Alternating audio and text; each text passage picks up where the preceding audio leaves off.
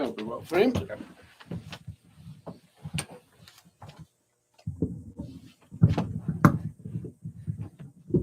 Well, welcome back to This Week in Haiti from Haiti Liberté. So our live stream, our last one ended a little bit early, but I'm going to just continue with volume 19, issue number 17, which is this week. And we had started off in the beginning of the last one. We kind of began by framing everything that we're talking about in the context of the ongoing circumstances that people are going to be observing with respect to Venezuela, what's going on with Trump campaigning against Venezuela. And I think this could be the discussion that we're having. We kind of finished off the last one by saying that it's not to say that each week when we're doing this, and people listening, as we kind of said at the beginning of last one, will notice this isn't at our usual time, although we don't really necessarily have so much of a fixed time and fixed date, because it isn't really about that, the formality of it per se. I mean, it's important that we do things each week and kind of keep a presence each week. We have the issue review. We do it every Wednesday to, discuss that week's issue as it comes out. And then this live stream is to talk more in depth about the issue for the week, to keep people informed of the week, and break things down into further detail, because otherwise one could just read. If somebody just found out and someone is watching this for the first time, well, hello, welcome. But if that is the case, they may not know certain things that we kind of repeat to ourselves each week when we're doing this. And there's certain things that we will, if you watch multiple of these, you will hear some repetition because we repeat certain things, like maybe who the ambassador to Haiti from the United States is, because we're trying to keep people aware of certain key pieces of information that you need to know if you're interested in Haiti and you're interested in what the U.S. has been doing to Haiti for the past 200 years. So suffice it to say that each week, it's not necessarily that when we're making propaganda for anti-imperialism, for Haiti's continued struggle, for continued revolution, which we're not necessarily one of the bourgeois media which present themselves as sort of unbiased harbingers of facts and information and sort of perfect mediums. But yeah, I think that suffice it to say, that's a little bit of a monologue to kick off this week and explain maybe why it isn't always at a fixed time. But if you're joining us live or watching it after the fact, welcome back. And you should maybe explain why two white Americans are talking about Haiti. Yeah, that's a good question that people have asked about in the comments before on a couple of streams. That's not something that necessarily should be reiterated every single time we do this, nor will it be. But since we have some time to discuss it, since our last one ended prematurely, and if you are just joining us for the first time, and you're seeing this, the focus is on solidarity, and anybody can have solidarity with Haiti, and the focus of Haiti Liberté is to contextualize the events, that they're not happening in a vacuum. And if you're just, hearing, when you just hear stuff about Haiti, all you hear in the bourgeois media is chaos, chaos, chaos. That's all you hear. And I I think that anybody who knows a little bit more has taken the time to speak to people.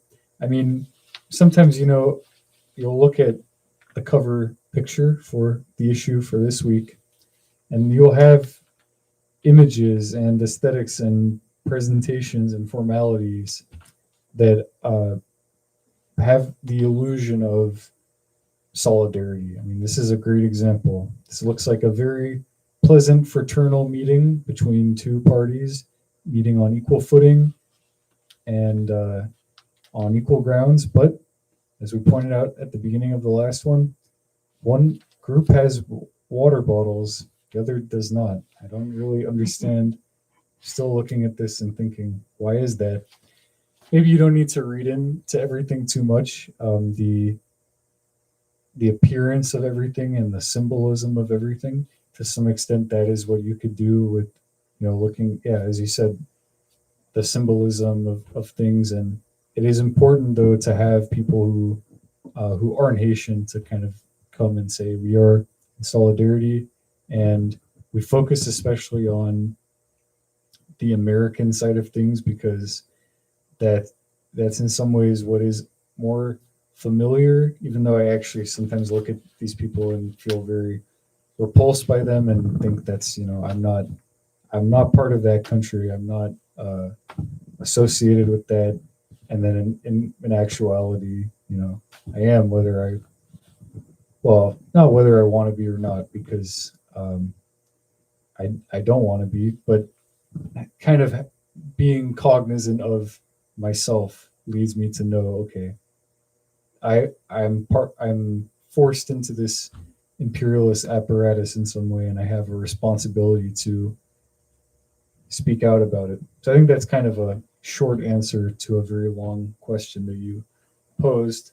If I can just summarize, what I would also say is that, and I'm reading again, I've been reading it for quite a while because I just read a few pages tonight, Red Star over China. But at one point, there was a mutiny against Chiang Kai-shek, who was the leader of the Kuomintang, which was trying to wipe out the Red Army against Mao Zedong and his forces. And the mutiny basically captured him and wanted to unite with the communists to fight the Japanese. And if the communists had said, kill Chiang Kai-shek, it would have happened, because in fact, there were nobody more bitter against Chiang Kai-shek than his own troops, who were disgusted with him and his policies. But it was the communists who in fact said, no, we need all the national forces of China to work together for China's national liberation. And Joseph and I, and we didn't reintroduce ourselves. This is Joseph Mullen, and I'm Kim Ives, the English language editor of Haiti Liberté. Joseph Mullen is one of the ground troops of Haiti Liberté and the host of the This Week in Haiti podcast. But we both come from a current that believes that world revolution is really being spearheaded by the national liberation struggles.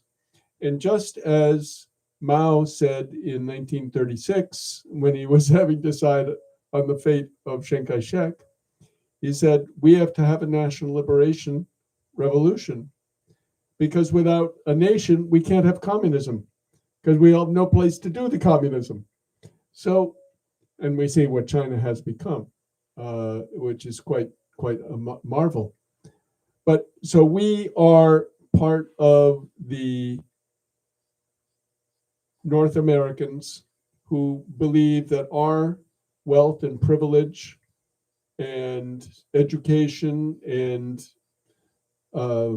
resources come from the pillage of those neo-colonies like Haiti. And we see our role is to give back and to support it. And we feel all those national liberation struggles, although they are national liberation struggles, are in fact international struggles, as Che Guevara showed us in Cuba, as Frantz Fanon showed us in Algeria, as many, many internationalists have shown throughout history. It is not a nation, meaning that only just the nationals of that nation, but it is an international struggle for national liberation, if you can understand it. So, just a summary of what this show is all about.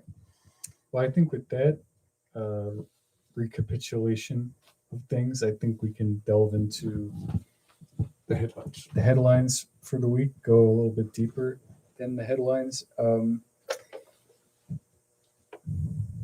maybe, it might be good. I mean, I had my kind of prepared discussion, which we had on the one that we didn't do. But I think for our sake, because we did, have a discussion that didn't get recorded, but it helped kind of review things. I think what we'll do is talk a little bit to explain some things about the key events, but then there are some articles and some pieces that we could actually get a chance to discuss ourselves in more depth. It's being broadcast to you, so you'll get to benefit from our discussion, and we'll get to touch on. We won't have to reinvent our own wheel and say the same thing to ourselves over and over again. Not that I wouldn't mind doing that, but I think for example, like I just looked down and saw the Kempis Sinon article and remembered, we didn't really touch on that at all. That could be another point of discussion. So we'll go back again and talk about kind of our big topics for the week, and then maybe take some time to review some pieces that we didn't get to touch on. Also, because I think that the topics we touched on, we have our cover article, which is the meeting that took place between the Presidential Transitional Council and the embassy staff from the U.S. Empire going and meeting with them. And then we have our main article in English for the week is about the Technical Execution Unit, which is a technocratic body helping disseminate money in Haiti. But I think that when we have these articles, like the one on Kempis Sinon is in Creole. We have an article about a film festival that took place in Harlem, Haitian Dominican Film Festival. Those sometimes can feel like we do manage to strike a really good balance between I'm tempted to use the word depressing, but I don't think that's really accurate. I mean, when you are, as we were just talking about, located inside the belly of the beast, and you kind of are exposed to the criminality of the empire and Trump and is doing all these things, and the U.S. military, it's hard to sometimes feel like we look to the global South. We look to all the oppressed nations who are taking liberation struggles for inspiration to a great extent, because we know that we also don't exist in a vacuum. There's a whole world that is very much also the majority of the planet. They make up, the U.S. is not, I think in many cases, presents itself as the only country in the world that has, an impact and whatnot.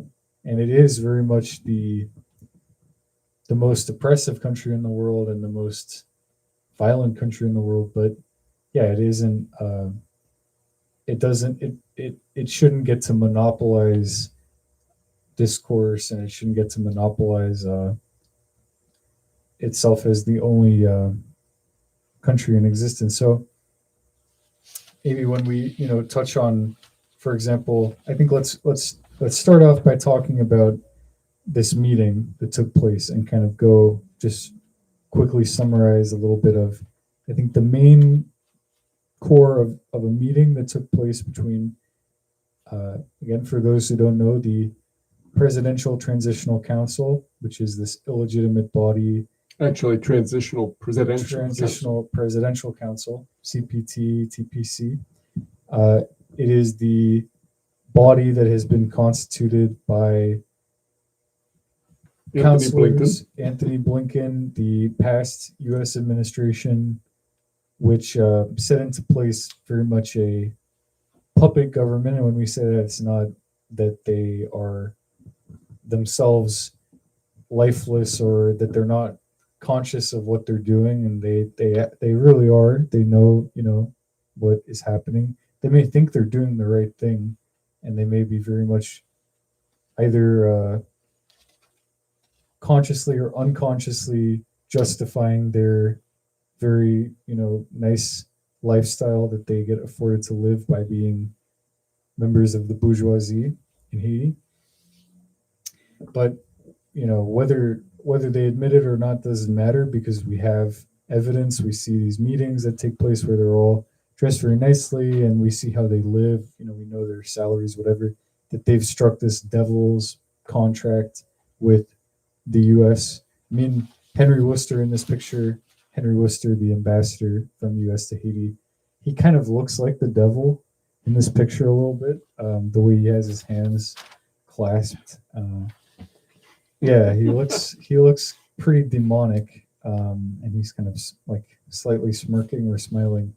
But the way that they've set up this government is to have the appearance of legitimacy, and they need somebody to legitimate their actions, because they have tried the gunboat diplomacy thing in the past, and it leads to you're seeing that with Venezuela to some degree, that if you don't have, they have Corina Machado, and they had Juan Guaido in the past to give some false legitimacy, but they're very much caught up on the fact that Nicolas Maduro, the elected government in Venezuela, is oppositional to U.S. interests, and that the majority, I think the majority of people in Haiti also don't support the U.S., obviously, but they need somebody to validate their actions. So, yeah, this meeting took place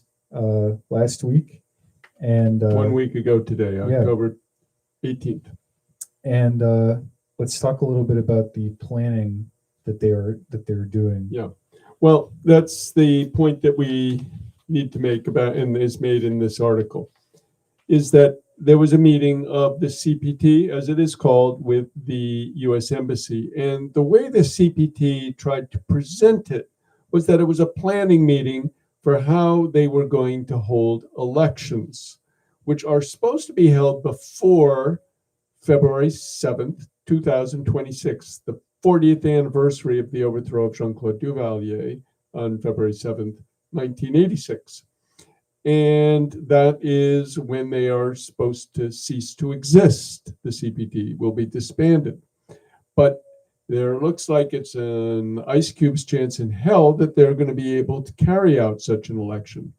So essentially, the U.S. Embassy was coming to explain to them, and this is explained in the article, that we are coming in with our gang suppression force, and we are going to create the cemetery's peace in Haiti that is going to make these elections happen. So essentially, they were being told how the country is going to be governed in the next 5 months.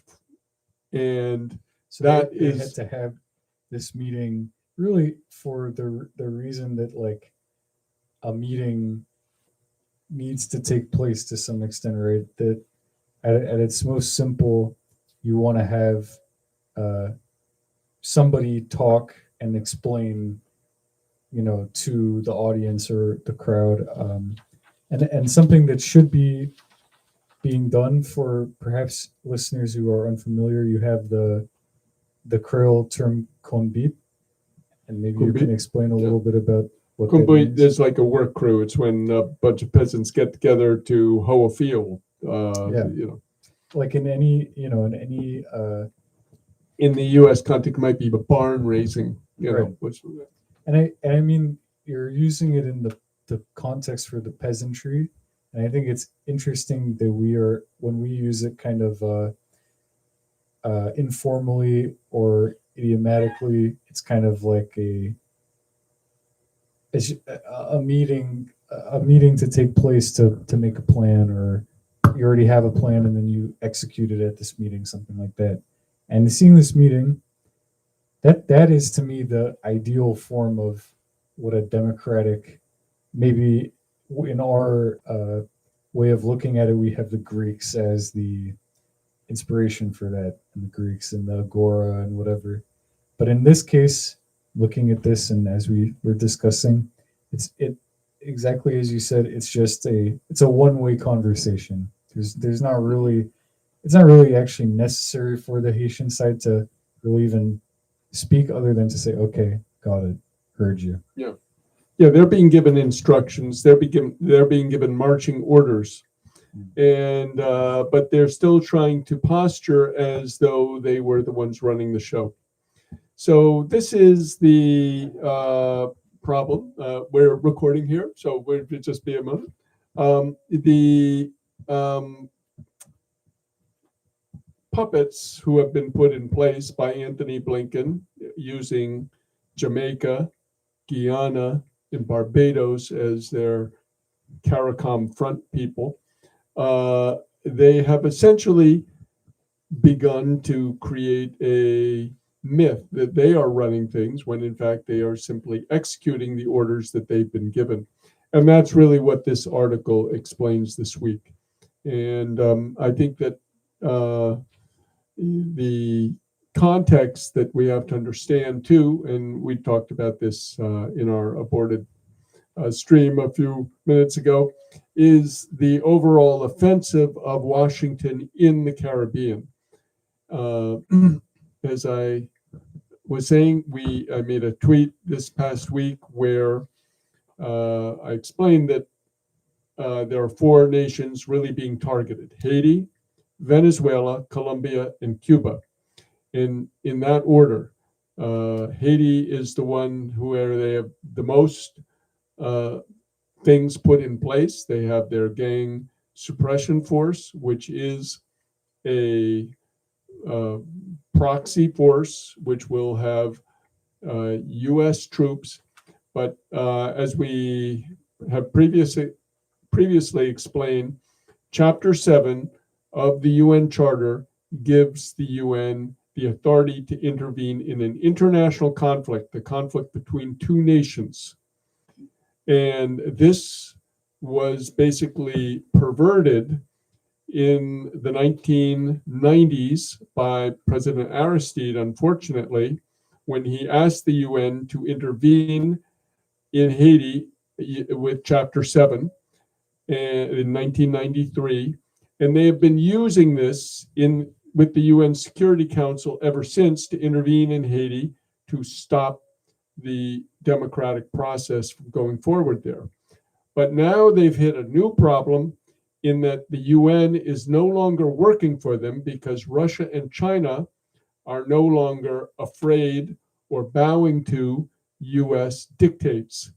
They are beginning to say, no, you can't do what you were doing before. Now they have not vetoed the US's plans for Haiti, but they have not voted in favor of them either. They've abstained. So essentially, what the US has done is they can no longer use the Security Council to intervene in Haiti as it was done under MINUSTAH in 2004. They have had to create their own new Security Council, if we can call it that, called the Standing Group of Partners, which is essentially a coalition of the willing. It's them with Panama and Kenya so far. They may try to recruit others. And they are able to go into Haiti. They don't have to ask the Haitian government for permission for anything. And they are going to wage war on the rebellious neighborhoods of primarily Port-au-Prince And what we are afraid we will see is another Gaza, where they're going to come in with drones and bombs, and they're going to raise those areas. They're going to kill a lot of the residents, and this is their plan. The Haitians are going to resist, and it could become very bloody. But this is the first military operation and the one that is the farthest along.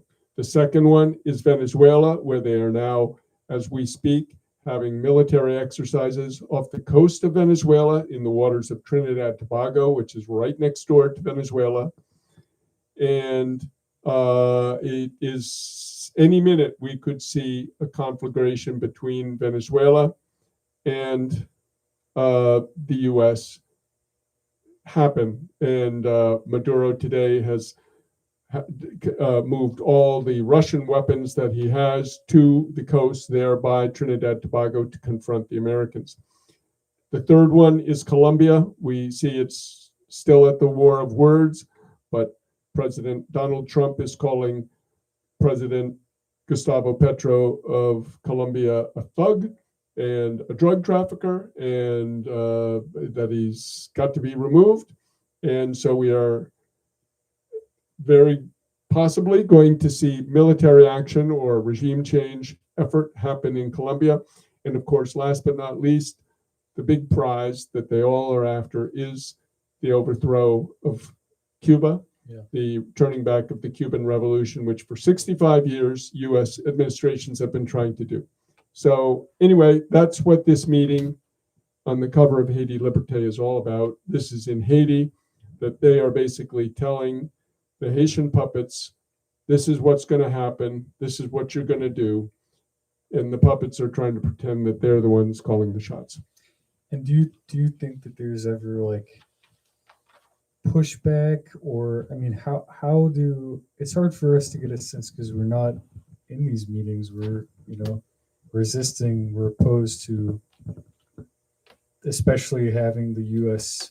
ambassadors go in there and give these dictates as colonial viceroys, and yeah, I mean, even to use the word ambassador, right? Like, yeah, it's masking over their true function, that they are functionaries. They're there to deliver the diktat. And so, yeah, to what extent? I mean, I think that they would argue that it's justified to have these meetings in this capacity because we, as the CPT, and all the power and legitimacy that we command, and money, right? I mean, that's really all that there is underneath the surface.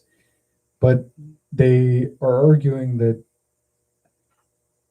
despite the clear evidence and the clear understanding that we who know the backstory, that this is an unelected body first and foremost. There's not even a bourgeois election to say that this should be the people who get to speak on behalf of Haiti at the UN, for example, Laurent Sincere. No, they were simply appointed by Anthony Blinken in Jamaica in a meeting in the month of March of 2024. Yeah. And yeah, I mean, we've discussed the CPT and its constitution before.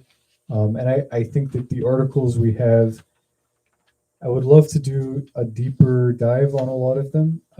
The articles by Catherine Charlemagne that we have, it's only recently that I've kind of been reading them in more depth, because usually I don't get a chance to really break them down so much. But for those listening and don't know, we have a series, if you check out the issue review as well, we have this series, Haiti from One Transition to Another. It's now on the 29th part. This is the 29th part in this issue 17, volume 19. And the 17th part of a sub-series, which is From One Electoral Process to Another, the saga continues. These articles are all, I find them all really gripping to read. I mean, they're in French, but of course just translate them. They're gripping because they're almost actually written in like uh, present tense. I don't know what you would Mhm. call that exactly, right? Where it's taking you blow by blow of the events. Oh, in a message that was addressed, or this group then had a meeting, and this meeting they discussed this problem, right? Yeah, it has a contemporaneous feel. Contemporaneous, yeah, that's a great way of putting it. It is like blow by blow of almost a train wreck that you're watching happening, but they specifically hone in on the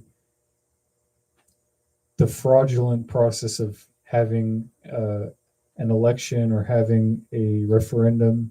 You were mentioning the scheduled election, but you get to see the backroom dealings that take place to really stall an actual democratic anything democratic. It's a lot of stalling and buying for time. Right. When I read these, Well, if I could summarize what's the role of the paper is we here are essentially scribes of history. We are trying to basically record history as it happens. So historians and future revolutionaries and future generations can look back and understand what was going on. That's why this week we have an article by Kervins Louisette, who we talked about previously, a young 29-year-old intellectual who is a geyser of analysis and thought and formulation.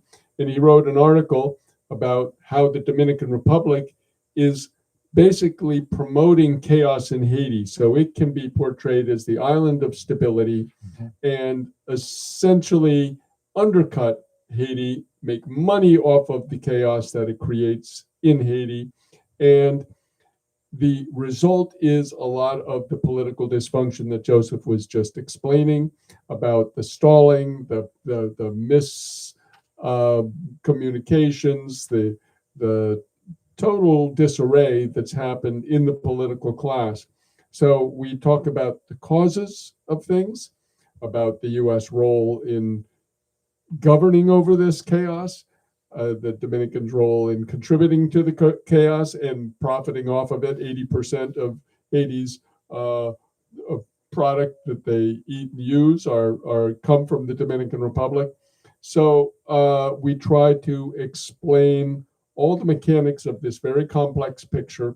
And that's what those two articles, Catherine Charlemagne's, the article about Santo Domingo, the Dictates article, and also the Ute article. yeah, yeah, we had a really deep dive into the Ute article, and I think But we should tell what Ute is. yes, to begin, we have to say that UTE, the Technical Execution Unit. I think that often, I'm very on the show, very dismissive of all these acronyms, right? I'm always like, this is another acronym that they've come up with. They being the imperialist powers, they have hope and help, and they're meaningless. They're just a bunch of it's phraseology or it's jargon, or they're making the acronym. They come up with the acronym first, and then they pick some random words to fill in the blanks, and that's kind of insight into the bourgeois mindset. Is like, let's have the acronym and the pleasantries come first, and then the actual content is very secondary to our whole presentation of things.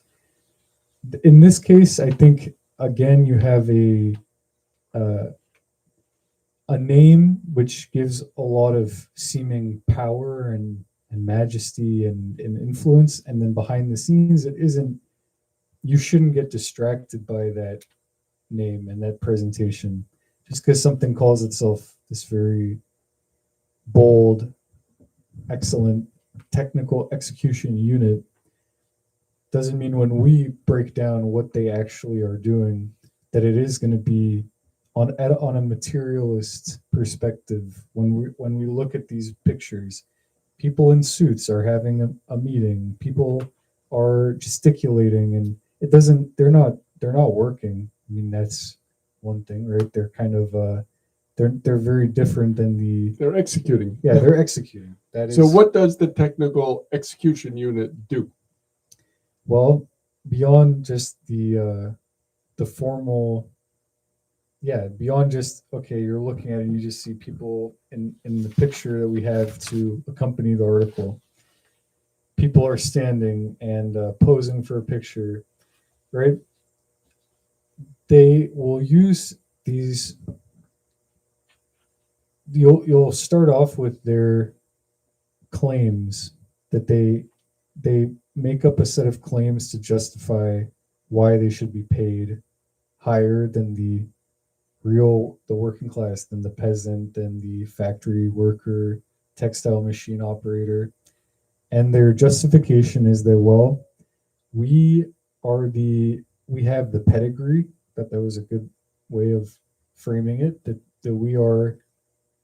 we have put in a lot of work over time, whether it's having been educated in a nice university, um, Preferably U.S. preferably an American university, perhaps being bilingual, multilingual, which in effect is to better facilitate communication with the oppressor. And I think that is not, that is a comprador. That's not a desirable role in the colonial schema. As you referenced, Fanon, it's somebody who's doing the bidding and somebody who, to some extent, I don't want to make an overly psychoanalytic claim or anything, but somebody who has a real split consciousness and they're not really sure what side they're on. Although when you get into then the material privileges that are accrued by being in this neo-colonial role, there's a quote which is like, it's very hard to get a man to revolt against the hand that feeds him. The hand that feeds you controls you, but especially if your stomach is controlled, it's very hard to then revolt against that. And I think we're seeing that. We've touched on that many times with the Global Fragility Act, with this array of imperialist power, which is specifically targeting Haiti's independence that it won, that it struggled very hard to win to begin with. And so a lot of the past 200 years, the work has been to undo that ruptural event. But I think I have to interrupt you, Joseph, just to say because I think you're giving the explanation before you gave the definition. But the technical execution unit is a unit which was decreed by the Ministry of Economy and Finance back in 2004, basically 21 years ago. And it is the unit that decides how, where, and when the donors' money, quote unquote donors, and we'll talk more about that, which is the Inter-American Development Bank, World Bank, IMF, the French Development Agency, when they give their money, how and where it goes. Yeah. They are the ones who are deciding. They are the executors. And so they have huge power. And this article by Kervins Louison argues even more power in some ways than the bourgeoisie, which has resources, has money, but they don't decide where the big money that comes into Haiti, which is foreign assistance, where and how it goes and is spent. And so this is the what he calls the heart of evil, and that they have in some ways invisibly taken control and by extension given control to the international financial institutions, as they're called, the IFIs, which are the hand, the arm of U.S. imperialism and French imperialism in Haiti. Yeah, one of Kervin's points is that there is a quote, to quote from the article, a total absence of democratic oversight. Now, you could say that for, as you said, the bourgeoisie as well. You could say that just what we were just talking about, the quote unquote transitional government, which is, even in the name that they've put for themselves, they are making it seem like they're going to do something which is democratic, which is to, at some point, allow somebody else to have get a word in or participate or whatever, but they actually are intent on monopolizing and keeping power for themselves. So they put they put aesthetics and say it's transitional. We have a set date for when we're gonna hand over the torch, and the UTE is kind of part of that apparatus. And if you're just looking at it from afar, you're saying these are all. I think he uses the term like it's a tendril or it's a tentacle or something of this kind of monstrosity, Cthulhu sort of. Well, they're a tentacle of the IDB, as the caption on the picture. That one of the pictures is the UTE staff posing with the Inter-American Development Bank staff. Yeah, and so I think though that as you said, you brought up the dichotomy or a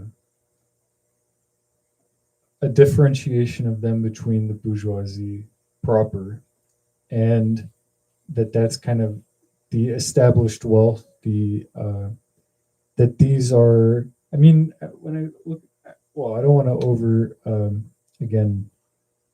I don't think it's good to look too deep into the abyss because it might look back, as we have the subtitle, "The Heart of Invisible Evil." But when I'm thinking about it, it's kind of, there's always going to be with imperialism, and imperialism is kind of constantly looking for new ways to redefine itself and represent itself, because at a certain point, the masses of the world know what it is and know that it's just oppression.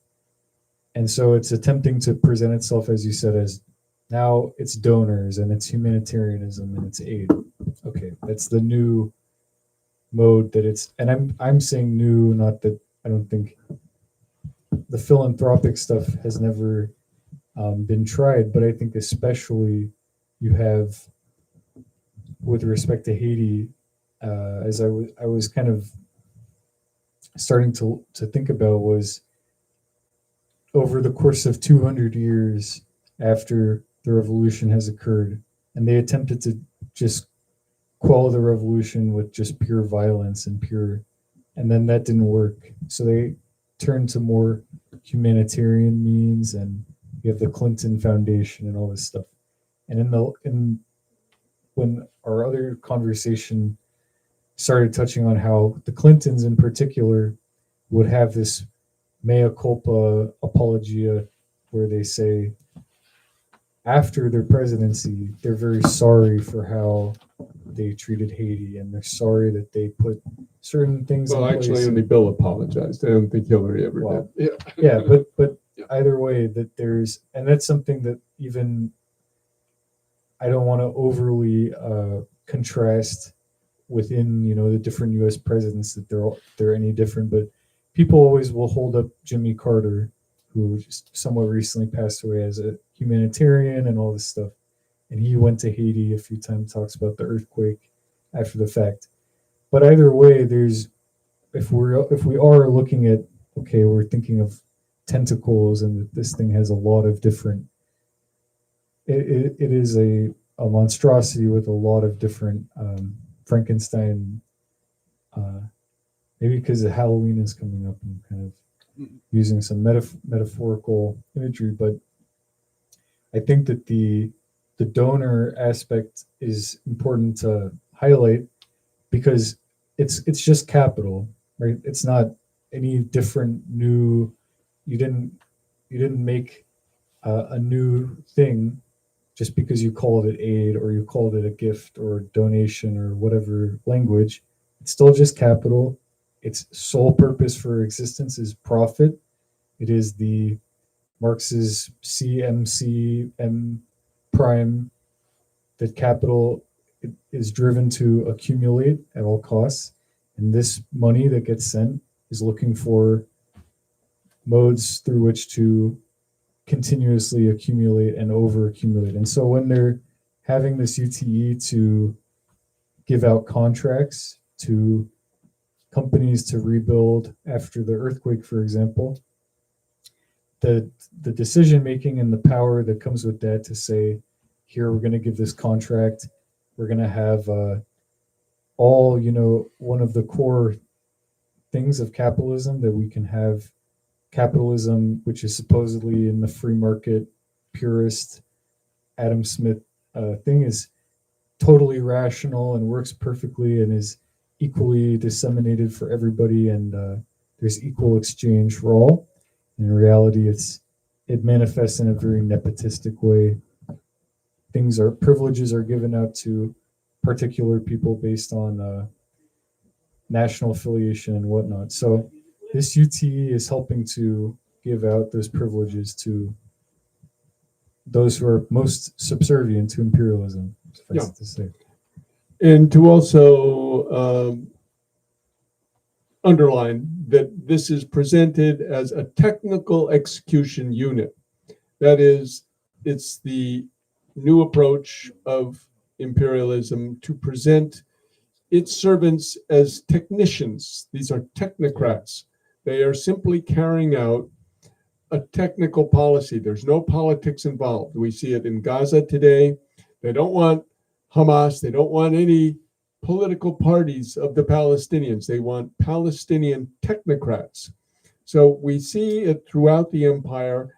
In Haiti, they are trying to put in place technocrats who are going to be running the show, be supposedly doing it without any political considerations, and doing it in a manner that is only logical and adds up arithmetically and mathematically. But in fact, these are political decisions which are made in the interests of the capitalists, not the poor and the working class. Yeah. Well, I think that we could continue to break down this UTE in a lot more depth. I mean, the article already does so. So I think those listening should read this article by Curvins to see more how the UTE, again, it's nothing new.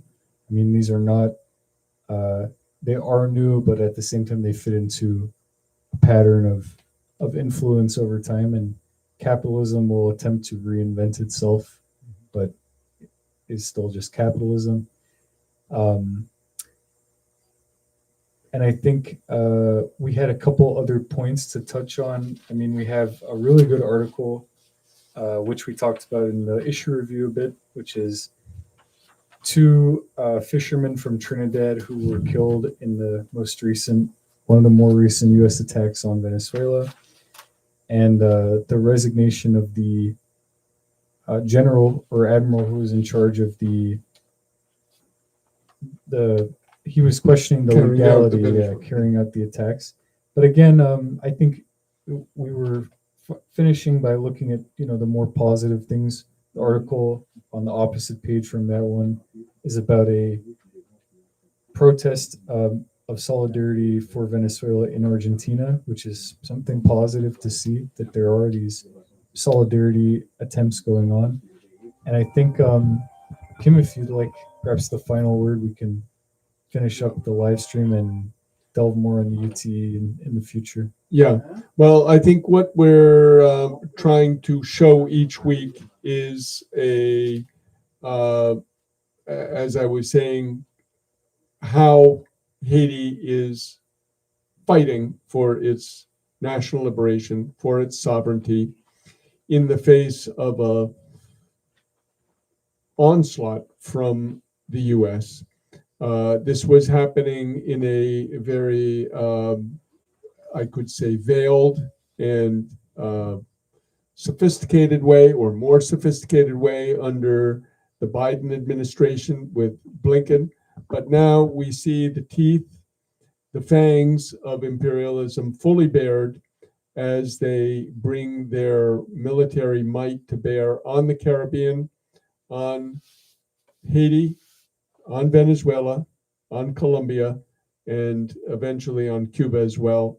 So we think this is, as they say in Creole, bien compté, mal calculé. They are counting well, calculating badly, because this is hitting a nerve in Latin America, and countries who they might have previously, all over the world. yeah, and all over the world, and countries they might have previously wooed into their camp are now recoiling in horror and anger at what they are doing. So we will continue to follow this at Haiti Liberté.